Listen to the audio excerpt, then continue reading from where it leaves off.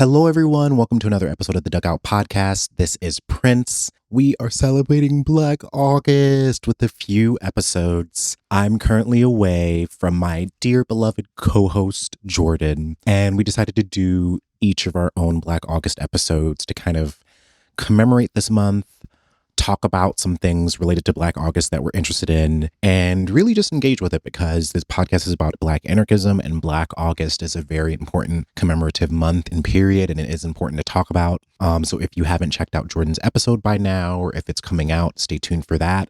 This morning, I spent some time listening to Organic Filaments Network, which is a podcast that Jordan was just recently on, where they talked about their approaches to Black anarchism, their approaches to solidarity, what praxis looks like.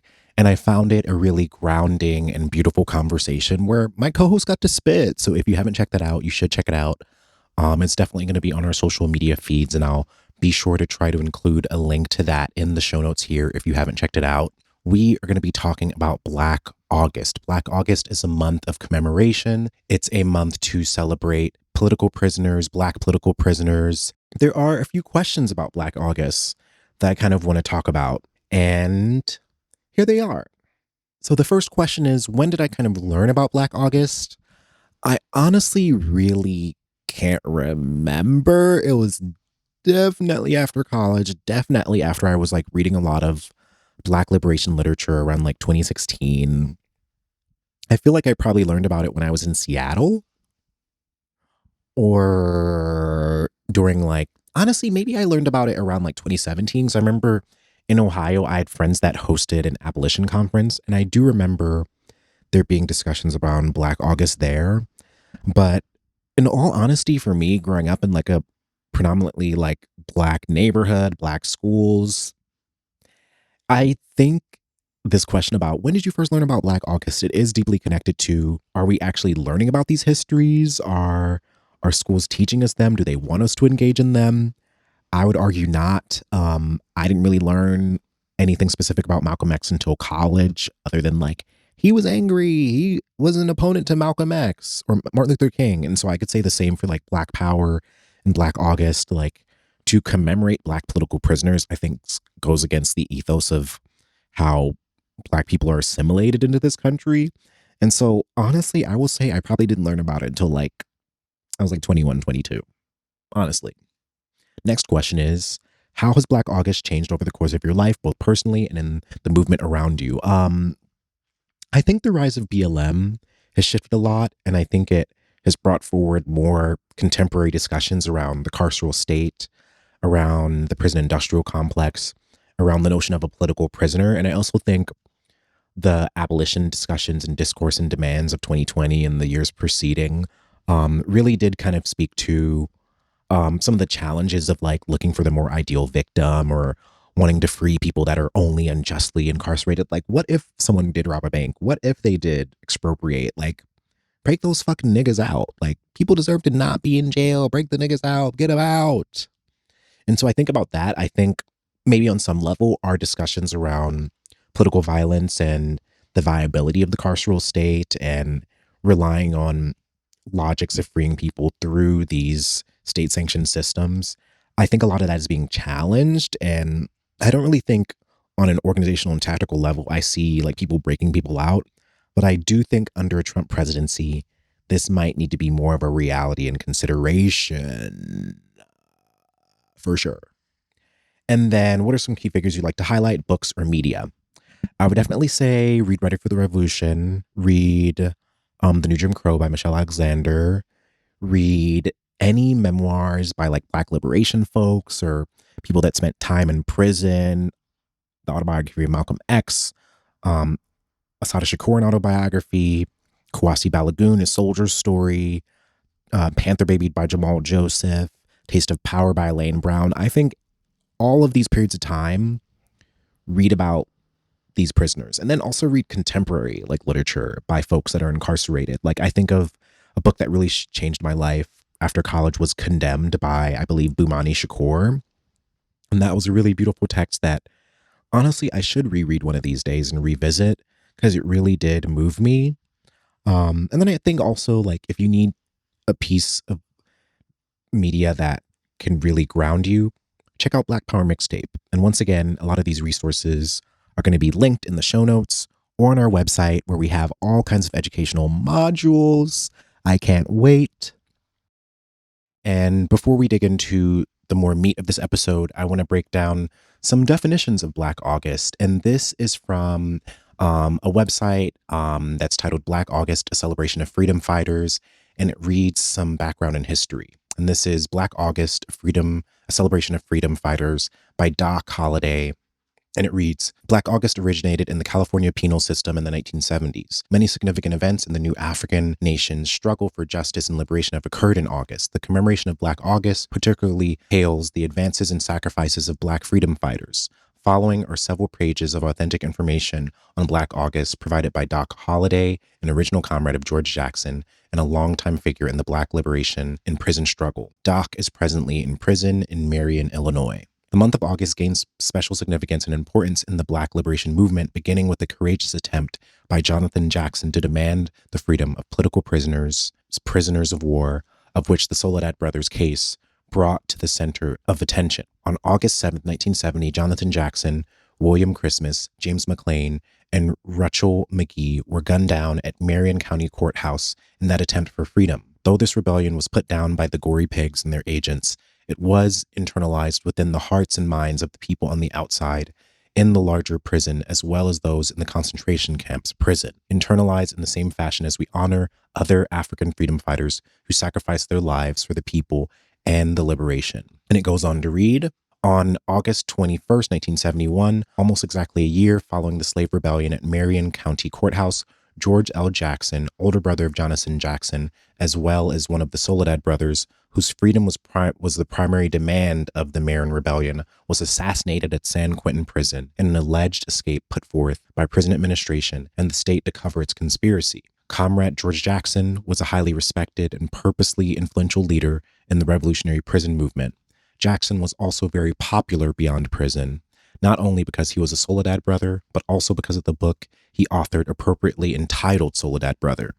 The book not only revealed to the public the inhumane and degrading conditions in prisons, he more importantly correctly pointed to the real cause of these effects in prison, as well as society, a decadent capitalist system that breeds off of racism and oppression. On August 1st, 1978, brother Jeffrey George Jackson was executed by prison guards on August 21st, 1971. All of that, all of it, is a part of Black August, and there is definitely so much more. So let's dig more into this episode. An important note must be added here is that the Black August concept and movement that is a part of and helping to build is not limited to our brothers and sisters that are currently captured in the various prison camps throughout California. Yet without a doubt, it is inclusive of these brothers and sisters and moving toward a better understanding of the nature of prisons to the oppressed and colonized people. And it's really important to read this to give context because Black August is centered in a much larger and longer history and continuum, a history of people opposing carcerality, a history of people organizing despite what other forms of carcerality they're subjected to, of naming imperialism, of naming colonization. And Black August is also about praxis. It's like, why did it center so much out of the revolutionary prisoners movement? Why did it center so much out of the Black Liberation Army? These were factions of the Black liberation struggle, post-civil rights movement, that were fixated on how they could expropriate, how they could take revolutionary action, how they could bring the war home, how they could use the guns, the tools, the practices, the training, the tactics to have tangible outcomes where they're breaking people out and helping them escape the carceral system. And so I really just want to center us on that. And to end this section, I'll read, Black August is not just a tribute, it's a timeline, a thread of resistance woven through centuries, anchored in blood, breath, and Black defiance. It begins on August 20th, 1619, when the first captured Africans were brought to Jamestown, Virginia, setting the stage for centuries of bondage, but also centuries of rebellion. By August 16th, China were fighting British troops, defending free Black camps in the swamps. In 1800, over 1,000 enslaved people gathered on August 30th, ready to rise with Gabriel Prosser, until betrayal and storms held them back. Then came Nat Turner, whose rebellion erupted on August 21st, 1831, and for 4 days struck terror into the hearts of the slave system. By August 29th, 1841, Black Cincinnati residents were fighting in the streets to protect their community from racist mobs. In August 1854, Black leaders from 11 states met in Cleveland to imagine a land base for free African people. By 1856, fugitive slaves in North Carolina were in armed battles with slave catchers. In 1860, conspirators in Alabama, Black and white, were plotting a new freedom camp. August 2nd, 1865, just after the Civil War, Black delegates in Virginia demanded land and were met with mob violence. On August 17th, 1887, Marcus Garvey was born, and in August 1914, he founded UNIA to fight for land, liberation, and united Africa. Well, we got things to talk about with Marcus Garvey that I think we've mentioned on other episodes. And then just 3 years later, on August 23rd, 1917, Black soldiers in Houston took up arms against police terror. By August 1920, Garvey convened over 2,000 delegates in New York to declare a global Black Bill of Rights. In 1943, Black Harlem rose up. It's 1964. Uprisings erupted around Jersey City, Chicago, and beyond, sparked by police brutality. A year later, on August 16th, 1965, Philly burned. In 1966, Lansing and Waukegan followed. In August 1967, uprisings spread to Milwaukee and New Haven. Then came the assassinations. On August 7th, 1970, George Jonathan Jackson was killed trying to liberate prisoners in Marion County. And 2 weeks later, George Jackson was executed by prison guards on August 21st, 1971. All of that, all of it, is a part of Black August. And there is definitely so much more. So let's dig more into this episode.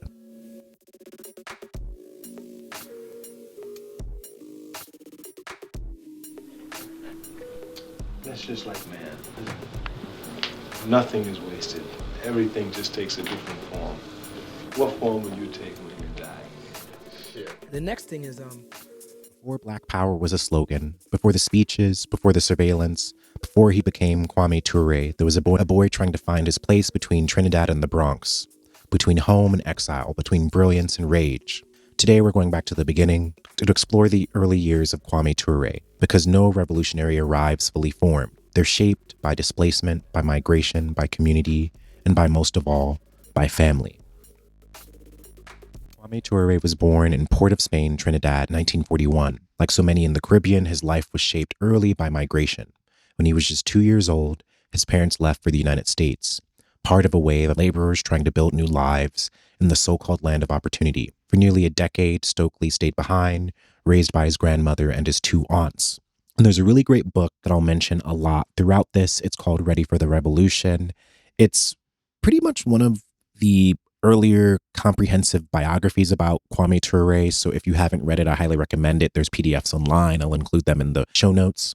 But this is an excerpt from Ready for the Revolution. During the days while the aunts worked, we were Grandma Carmichael's and she totally ours, mine in particular. I got a great deal of care, a lot of attention, and also a lot of medicine from my grandmother. As a small child, indeed from birth, I'd been so asthmatic that my very survival had been in doubt. My grandma, along with my mother, as soon as after delivery, as she was able, had nursed, coaxed, prayed, and medicated me out of danger. Those 2 women watched me like hawks, noting every slightest change in my breathing, every sign of a weakening condition, literally forbidding, by sheer force of personality, will, faith, and traditional medicine, the early death that seemed to be stalking me. My mother vividly recalls to this day a succession of sleepless nights, pacing the floor with me wheezing in her arms, laboring for every breath. Despite her delicacy of feature, diminutive size, there was nothing fragile about Grandma Carmichael. She was a woman as strong and resolute in her faith as in her determination. As a child, most of my time, from my first awareness of things, was spent with her. From her nurturing spirit, I took for granted unconditional love. She administered the constant and endless succession of bush medicines that in all likelihood saved my life. A great variety of medicinal herbs grew in Tanti Luisa's garden, all apparently for the purpose of making me strong. Some were bitter, others vile tasting in other ways. I believe Grandma, being of the old school, linked bitterness with potency. For her, the more bitter the medicine, the better it was. I love reading these early sections. I love learning about Kwame Ture's life because my family is Jamaican. I grew up visiting Jamaica a lot. And there's so much of this I feel and understand the how matriarchal so many Caribbean families are. Certain family members go abroad, the grandmother or the aunt or the older sister has to take care of them, the reliance on traditional medicine, the amount of community care that goes into especially raising young men and this kind of awareness of death. And even in the writing, I read this and I sense so much of what I was trying to write towards in my first book, my memoir. And I also see like some of the mirrored experiences. Like I was sick as a kid. I had family that tried to like pray over me. Like I went to Jamaica when I was 4 and stayed for 2 years, and all of these health issues I had when I was younger kind of dissipated once I was in Jamaica. And my mother always kind of attributes that to like people praying over me. And so I just say this because I do think there is a diasporic spirituality that Kwame Ture is writing towards and describing. And the fact that he ended up in these liberation movements in the US and dedicating himself to wanting to fight for a better world and exploring tactics, it makes sense because like so much of the Black literature I love and so much of the Black men throughout revolutionary movements that I can revere based off of their literature and how they talk about things is their dedication, reverence for the women in their lives, the people that took care of them, that tried to warn them, that wanted them to come home, even if them leaving and doing these drastic, militant, radical things were what made the most sense. And I really appreciate and feel so much of that love here. And I love that it's in the page, it's in this, and you can feel it all throughout. I want to keep digging into this. So moving on from the text, Kwame lived in Trinidad and Tobago until he was around the age of 11. And at that age, I believe his grandmother passed away from reading Ready to Revolution, and he arrived in Harlem/Bronx. His parents were working class immigrants trying to hold it together. His father, Adolphus, was a carpenter and cab driver, but it was his mother, Mabel Carmichael, who had perhaps the biggest emotional and moral influence on young Kwame. She worked as a stewardess for a steamship line, but she was also his compass. And there's a really beautiful film that I'm going to plug in here because I want to play the scene next. It's going to be on the Dugout's website. So if you're listening to this in August, the Dugout is launching our website. So if you haven't checked it out, you should. It's thedugoutpodcast.com. And this film is definitely going to be on there. But in the documentary Black Power Mixtape, it shows a bunch of Swedish filmmakers visiting the US and kind of reviewing and looking at the movements of the 60s and 70s. And there's a scene earlier on in the film where they are visiting Kwame Ture. They're talking to him and they actually interview him with his mother. And I'll play that clip now because I find it really beautiful. And here is Black Power Mixtape. And still have in his heart forgiveness. Unfortunately, I am from a younger generation. I am not as patient as Dr. King, nor am I as merciful as Dr. King. And their unwillingness to deal with someone like Dr. King just means they have to deal with this young generation. Thank you so much.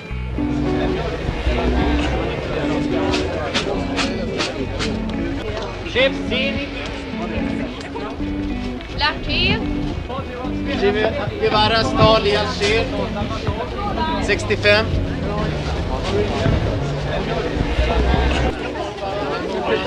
Isaac Deutsch från Vietnam och rasisttribunalen. Per Anders och Robbie Blackburn om bakgrunden till Debré-rättegången. Let's see, I think Stokely was a sophomore in college when he went down to Mississippi. I sat by the phone, by the radio all day, trying to hear what happened. And when I heard they picked up 4 of them, I knew one was Stokely. I think I died 1,000 times. It was the first time he had been to jail. Every time he goes, I die 1,000 times. Oh, really? Yeah. You want me to do the interview for you? Yeah, would you really? Lovely. Hey. We've got one thing though. For you? Check this out. You gotta hold this on there, right? Mrs. Carmichael, when you came to the United States with your children, where did you live? We lived at Stebbins Avenue for a while. What kind of neighborhood was it? It was kind of a mixed neighborhood, but a little on the rundown side. What do you mean by the rundown side? Streets were dirty, garbage pails all thrown around and not covered and things like that. How big was the place you lived in? We had a 3-room apartment there. And how many people lived there? When my kids moved to the United States, we were still living there, my husband and I, so that made 5 children, because I had 2 there. The 5 that came with their aunt, my husband and I. How many is that altogether? 5 and 3, 8. How in life in general for your children? Could they do other things most children in the United States could do? Did they have enough money to do those things? No, we didn't. Why didn't they? Because my husband didn't make enough money. Why didn't he make enough money? He was a carpenter and he worked 2 weeks in, 4 weeks off. He drive taxi cab part of the time. But there were other carpenters who lived better than your husband. Of course. Why didn't your husband? Because he was laid off. He was always the first to be laid off. Why was he always the first to be laid off? Because he was Negro. He always said because he was a colored man, because naturally in Trinidad we use the word colored. We never use the word Negro. So he always said because he was a colored man. Thank you.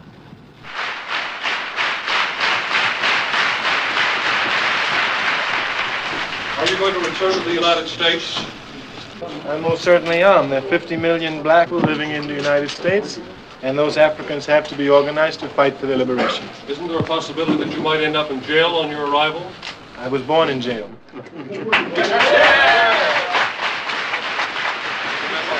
Nowhere to turn, burn, baby, burn. Called President Johnson on the telephone. Humphrey said he wasn't at home. Tried to get hold of Dr. Martin Luther King. Abernathy said he wasn't there. Couldn't get no oil from the Rockefeller wells. I couldn't get no diamonds from his mine. Yeah. If I can enjoy the American dream, it won't be water but the fire next time. So I said, burn, baby, burn, burn, baby, burn. This is for the FBI. We went down to the pit street. That's a hot line. That's just like man. Nothing is wasted. Everything just takes a different form. What form will you take when you die? Shit. The next thing is when he was burning the flame, he said, "This is for the FBI." And he was maybe a fiery speaker and had passionate ideas, but he was a calm, cool, collected person. And so he's singing about this is for the FBI, but it's just words. It's just song and words. A few years ago, I was listening to Stokely Carmichael speeches while I was preparing for a new record I was working on. And it was shortly after 9/11 in America. I was making a reservation on JetBlue Airlines to fly to California. When I got to the airport, the FBI, the CIA, the TSA, they came and intercepted me, all these guys in black suits, and they took me in a back room and started questioning me about this Stokely Carmichael speech that I was listening to. They probably, had some sort of bug or some sort of tap or something, but they were very concerned with me listening to this Stokely Carmichael speech from 1967. 40 years ago. So words that he said 49, we have gangster rappers. We have rappers who talk about shooting other people all the time, killing, but the FBI's not looking for them. They're looking at me because I'm listening to this speech from 40 years ago. And it shows you the power of those words is that they resonate even to now. The FBI is still scared of this man. He doesn't have nearly the same influence over our community as he did then, but yet they still stopped me at the airport for listening to his speech. And then the other thing I noticed was when you see images of Stokely, you only see the speeches. This is the first time I've seen something where he's just hanging out with white people, hanging out with his mother, and he just seemed like a regular dude. And that's what you don't realize about these people is that none of these people are evil or bad or even extra violent. It's just to them, common sense meant that they had to speak and stand up for themselves. So all you see is this image of them standing up for themselves. So it makes you think that they're like that all the time. But he just was a regular dude, and that's what I got from that footage. tenderness you hear in the Black Power mixtape, it's important. So often when we talk about revolutionaries, we talk about rage, we talk about what angered them, what injustices they faced. But I love that clip because you see the love and the community and the intergenerationalness of Kwame Ture's life. You see him talking to his mother about the poverty they experienced, about trying to get her to name certain things, about the systemic nature of employment or being locked out or not being allowed certain housing or jobs or being the first to be fired. And I guess what I find moving is that there is the love that his mother has for him to kind of say, like, this is crazy. I can't believe this is fucking happening. You're going out into the world doing all these crazy things, like come home, you need to get a job, or all these other things that parents do. And then also the love he has for her to kind of try to unravel her experience and to not necessarily force her into a language that is communal, but to reveal what is shared in their experiences, what he understands and what he's trying to like humanize about the things they went through growing up. And it's really, really beautiful. And I think it's one of the more tender parts of the movie. And it's really what shines. I found it really beautiful. And to kind of dig back into Kwame Ture's earlier years, after a few years in Harlem, his family moved to Van Nest in East Bronx. It was a mostly white working class neighborhood at the time, mainly Italian and Jewish families. And Kwame, still in his teens, was one of the only Black kids on the block. And he wrote about this in the book. He ended up in kind of like a local group or gang called the Morris Park Dukes. It was like small time stuff. Like him and his friends would be stealing, doing petty theft, drinking, blah, blah, blah. When you're the only Black kid in an all white neighborhood, how do you learn to protect yourself? How do you belong without losing yourself? And I think this can be said throughout much of the book and what you read, and why I'm interested in Kwame Ture specifically, which is what is the Black experience in the US that also involves immigrating here and dealing with difference. There's parts of Ready for the Revolution where he talks about like kids in his class like making fun of the way he talks, and there being a bully and having to learn kind of the lingo and the culture of this new city and this new life. And I find so much of nuances of what Kwame Ture brings to looking at Black culture and growing into it and coming of age in it. I relate to so much of it because I do think probably does color his later years, his activism, his kind of push and drive towards kind of like a Black nationalism, or like understanding the necessity and the reality of Black political violence. And another thing that I also loved here that I related to when I look at Kwame Ture's legacy is that he also loved reading when he was younger. He also loved reading. And here's another section from Ready for the Revolution. And it reads, another thing that distanced me somewhat from much of the petty outlawry of the neighborhood guys was that I loved to read. And my parents encouraged this. They were two extremely intelligent and resourceful people, but without much formal education. They were literate enough, but hardly literate. So while they were convinced of the crucial importance of reading and encouraged me to do it, they could not offer much guidance about what to read. My mother would buy all kinds of books that seemed to her educational. She certainly bought a lot of encyclopedias, seduced no doubt by the salesman's line about giving your children every educational advantage. I also spent hours in the library enduring taunts of the neighborhood kids about being a bookworm. With Olympian impartiality, I read everything and anything. You can see this theme throughout so much revolutionary literature and revolutionary memoirs and people from this time, like the reverence for the word, the reverence for debate, the reverence for literature. Like you can see this in Malcolm X's journey. You can see it in Huey Newton's journey. You can see it in James Baldwin and Angela Davis and Elaine Brown and Assata Shakur. All of these are heavily revered figures that at some point at a young age or in their journey, like even Huey Newton, I think I remember learning about him and learning that he didn't learn to read until he was like in high school. And I think it was kind of partially because of his brother. And James Baldwin was obsessed with books and kind of leaned out of the church and leaned into writing for his school newspaper. Assata Shakur describes revolution as a science.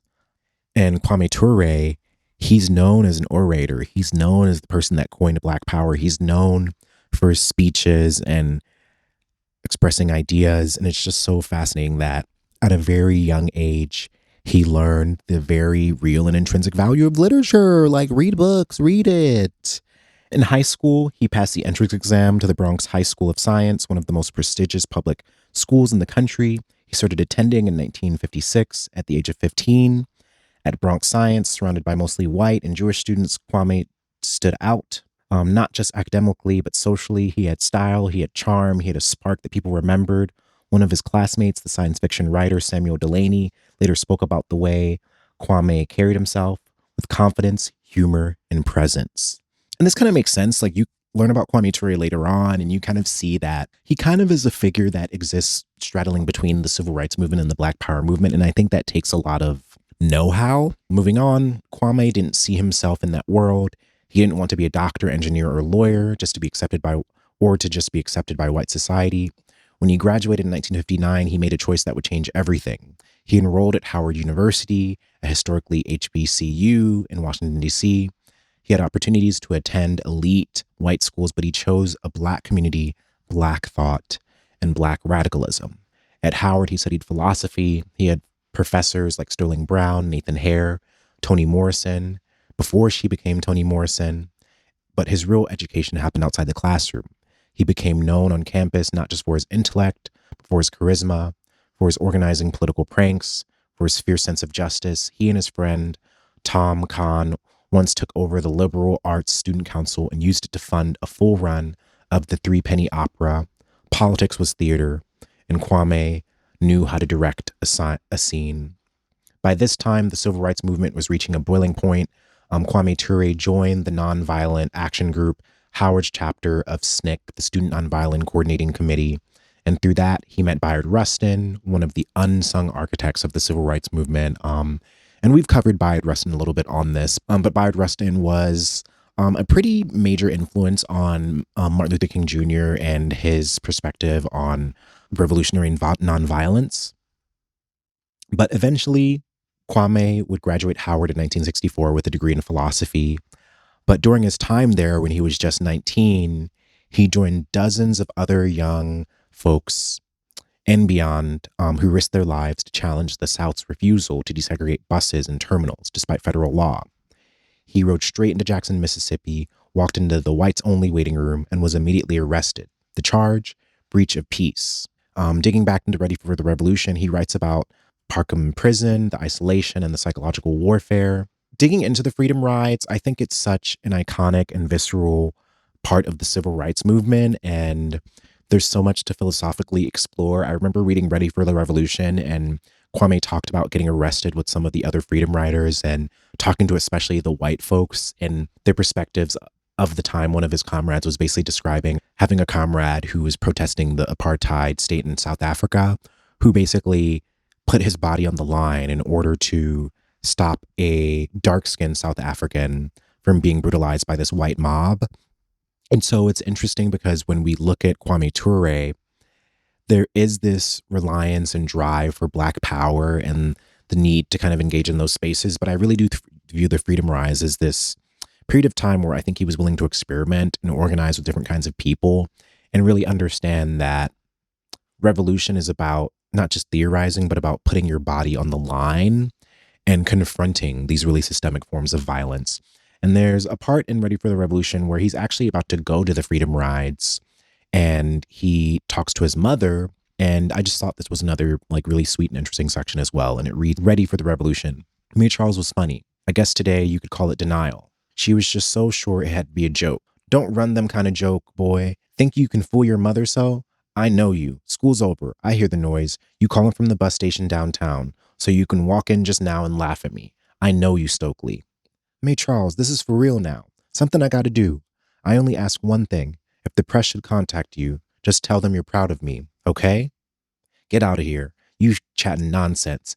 How I to tell them I'm proud of stupidity? You mad? Fighting for people who don't even care about you? Mae Charles, I'm fighting for all of us. Anyway, say you proud. Don't embarrass me, please. I beg you. Sometimes when students from the South joined the rides, their parents would have to denounce them publicly. They were no longer their children. They didn't agree with that foolishness. Couldn't understand what had gotten into that girl's head. Of course, that was fear and survival. Telling the white people what they wanted to hear, which of course was promptly and prominently published in the local newspapers. Do you suppose those whites really believed that okey doke? Talk about delusional. My father was different. He knew what I was involved in and was quietly proud. I knew that, but he hadn't realized the extent of my involvement. He was concerned about my academics. I assured him I'd be careful, that I would stay in school until I graduated. And I got on a late flight to New Orleans. May Charles hadn't been crazy. She had heard background noises, but I was calling from the DC airport, not the New York bus station. Next scene. It was about 9 p.m. when I made that call home because Core had arranged for a night flight that would arrive in New Orleans at 3 a.m. The thought was that at 3 a.m., the airport would be relatively deserted, few cops and no mob. Travis Brett, an NAG senior, I believe, from New York would be traveling with me. At the airport, Julius Hosborne met with us with another volunteer, Gwen Green, from the Baltimore Civic Action Group. I knew Gwen and her sister, Connie, from demonstrations. NAG would sometimes support their actions in Baltimore, and they would come to D.C. to support ours. Everyone really liked the Green Sisters. They were devoted strugglers, militant with sunny, ebullient personalities and radiant smiles. I was both happy to see her. I liked Gwen, but a little apprehensive for the same reason. But our sisters in struggles were always up front, neither seeking or expecting special treatment. If I'm not mistaken, on the freedom rides, women would usually outnumber men in the Mississippi jails. This was at least a week since Diane Nash's history-changing call. While I'd been moving up my final exams, waves of students had been moving into Mississippi by bus, where they were immediately being arrested. By the time I could get away, the decision had been taken to test the railroads, which is why we were flown to New Orleans and join a group in the Mississippi by train. We would be the first group doing the trains, and it was not clear just what that would be like. We were all a little nervous. Julius Hobson gave us our instructions, and they were precise, almost cloak and dagger like operatives going behind enemy lines. The flight would get in at 3 o'clock. We should carry our bags on and get off early. The authorities weren't supposed to know we were coming, but with tapped phones, you could never tell. So we should act as if we were traveling separately. He described exactly the core worker, Rudy Rumbrand, who would meet us, what he looked like, what he would be wearing. We should simply follow him out to the parking lot, but separately and without giving any indication we knew him. Rudy was accompanied by another worker, Aretha Castle. We were nervous, but the airport cops paid us no attention. Outside in the warm, humid Louisiana night, Rudy and Aretha greeted us like family. I remember the shock of recognition. I felt breathing the air so warm and soft, with a familiar Swedish smell. It took me a second or two to identify it. From my childhood, it was the smell of the tropics, Trinidad. Also, I had an immediate warm feeling from the core workers, which turned into respect as I saw how they operated, cool, efficient, and organized. So obviously, Kwame went on to be a part of the Freedom Rides. He was arrested and he spent time in Parchman Penitentiary. And I really want to fixate on Parchman Penitentiary because I've really been interested in studying this jail because I think institutions that represent pillars of carceral misery are often kind of like, they represent the extremes, but they also represent the normality of the systems overall. And to give you a little bit of background, the Mississippi Department of Archives says that MSP was in many ways reminiscent of a gigantic antebellum plantation and operated on the basis of a plan proposed by Governor John M. Stone in 1896. Prisoners worked as laborers in its operations. In the fiscal year 1905, Parkham's first year of operations, the state of Mississippi earned $185,000, more than $4.6 million in 2009 dollars from Parkham operations. So this is a facility that was known as a working jail. It was known as an antebellum plantation. It was transitioned over into this kind of convict leasing kind of model. And it also became a jail that was pretty much like known amongst people to be like one of the most fucked up places in the South.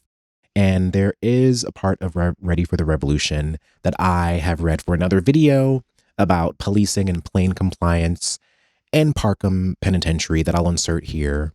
So enjoy that clip. It was a really famous farming and working jail in the South during the Civil Rights Movement where folks who could be arrested and literally forced to work on farms, and they had cattle prods and all these other horrific torture devices. And Kwame Ture talks about their time being incarcerated there and going on hunger strikes and resisting the conditions in this jail. And this quote really stuck out to me, and it reads, quote, "That's when Tyson introduced us to something that I've never mentioned in anything I've read about torture in America's prisons, something they call wrist breakers. These were vice-like metal contraptions that were applied to the wrist. One metal clamp went under your wrist, another fit over the top. A bar above the top clasp had a threaded hole in it, which a T-shaped rod also threaded was screwed. By screwing it down on the upper clasp, the pressure on your wrist could be increased unbearingly. It was essentially a small vice. The pain was excruciating. If you tried to ignore the pain, they twisted it laterally so you could feel the bones in the joints of your arm about to break. Involuntarily, your whole body would have to follow your arm. You'd leave your feet and flip over like a fish. If they continued to twist, you'd find yourself rolling over on the floor, following the pressure of your arm. Oh my God. So they think we're uncivilized? The other side thinks we're uncivilized? They think we're uncivilized? People do not deserve the violence of the state. The state does not have some intrinsic moral higher than thou right to torture people. When I talk about policing in general as an abolitionist, and this was something that really struck me during the 2024 election, and people were arguing with me about not wanting to vote Kamala, it's difficult for me to have a conversation with certain abolitionists because we don't situate the state's violence past statistics. We don't situate the state's violence past like the numbers and the qualifications and the things that intrinsically let us know like it's fucked up. So now that we have talked about Kwame Ture's early years and the freedom rides and his time at Parchman Penitentiary, let's move on to talking about one of his greatest contributions to the movement, which is coining Black Power. In 1966, the civil rights movement stood at a crossroads. The U.S. had passed the Civil Rights Act of 1964 and the Voting Rights Act of 1965, but the structural conditions of Black life, police brutality, and political exclusion remained largely untouched. Meanwhile, U.S. imperialism was accelerating, with President Johnson accelerating the Vietnam War and young Black men and others being drafted in disproportionate numbers. Within the movement itself, generational and ideological divides grew. After Malcolm X's assassination in 1965, many younger activists were increasingly skeptical of the appeals to American morality, in which nonviolence, which once seemed like a moral high ground, now seemed like a strategy that asked Black people to absorb endless violence with real protection. And I will say, like, the assassinations of 65, like, and the years after, it really did scare the shit out of people because they're like, here are leaders being killed. Here are these people that are trying to push for social change, who are trying to build organizations, who are trying to build resources, and we're being targeted and phone tapped and lied on and disinformed on and infiltrated. So it makes sense that this is kind of a crossroads. And so in the same year, Kwame Ture began to rise as a leading voice in this new current. In May 1966, at SNCC's conference in Kingston Springs, Tennessee, Kwame Ture was elected chairman after procedural challenges to John Lewis's reelection and mounting internal pressure. Lewis had long represented SNCC's nonviolent, integrationalist ethos, while Kwame spoke for a younger, more militant wing. Just weeks later, SNCC took part in the March Against Fear, originally launched by James Meredith, a solo protester and veteran of the desegregation of University of Mississippi. Meredith had refused to involve major organizations, but on the second day, he was shot by a white supremacist and hospitalized. Kwame Ture, along with MLK Jr., Floyd McKissick, and others, joined to continue the march. On June 16, 1966, after being arrested in Greenwood, Mississippi, Kwame gave the first public speech where he declared the slogan, Black Power. The phrase Black Power was not new, but under Kwame Ture, it became a national rallying cry. It articulated the frustrations of many young Black Americans.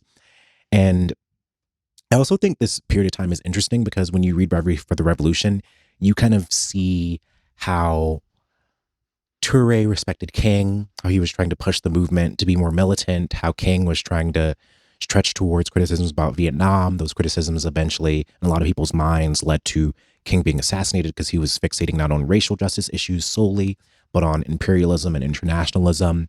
And so it's just interesting to read this time as when it's why Kwame Ture is so revered and sought after, and the Black Panther Party.